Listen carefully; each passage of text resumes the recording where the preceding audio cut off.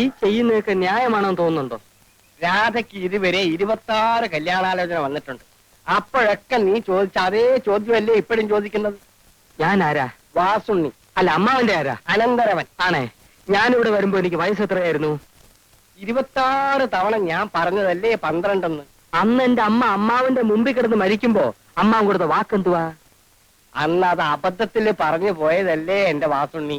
രാധയെ നിനക്ക് കല്യാണം കഴിച്ചു കൊടുക്കാമെന്ന് 12 വയസ്സ് മുതൽ നീ ഇതേ ശരണമെന്ന് പറഞ്ഞ് നടക്കുമെന്ന് ഞാൻ കരുതിയോ?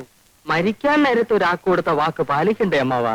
എടാ വാസുണ്ണി, എന്റെ സഹോദരി നിന്റെ അമ്മ മനസമാധാനത്തോടുകൂടി മരിച്ചോട്ടെ എന്ന് വിചാരിച്ച് ഞാൻ അന്ന് ഒരു ഭംഗി വാക്ക് പറഞ്ഞു.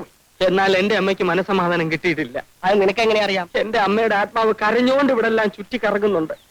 അവളെ കാണുമ്പോ ഞാൻ പറഞ്ഞോളാം, നീ സമാധാനമായിട്ടിരിക്കും. ഇന്നലെ രാത്രിയിലും സ്വപ്നത്തിൽ വന്ന് എന്റെ അമ്മ എന്നോട് ചോദിച്ചു, എന്താ മോനെ നിനക്കൊരു വിഷമം? എടാ, ഒരു ഉത്തരവാദിത്വം ഇല്ലാതെ പട്ടവും പറപ്പിച്ച് നടക്കുന്ന നിന്നെ വിശ്വസിച്ച് ഞാൻ എങ്ങനെയാടാ രാധയെ പറഞ്ഞേക്കുക? ഇപ്പൊ ഞാൻ അങ്ങനെ നടക്കുന്നത് ശരി തന്നെ. പക്ഷെ രാധയെ കെട്ടിയാൽ ആ സെക്കൻഡിൽ അമ്മാവനേക്ക് ഓഹരി തരണ്ടേ? എന്നിട്ട് അതിൽ കെങ്കേയമായി കൃഷി ഇറക്കി ഞാൻ അവളെ പൊന്നുപോലെ നോക്കുമാ. വാസുണ്ണി, നീ എന്നെ ഇങ്ങനെ ഞെക്കി പിരിയരുത്.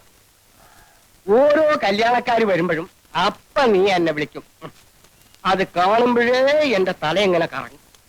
അവൾക്കാണെങ്കിൽ നിന്നെ എന്നല്ല അന്വേഷിച്ചു വരുന്ന ഒരുത്തനെയും പിടിക്കൂല. പട്ടണത്തിൽ നിന്ന് വേണം പോലും, പട്ടണത്തിൽ നിന്ന്. എന്താണാവോ പട്ടണത്തിൽ ഇത്ര തുള്ളാൻ?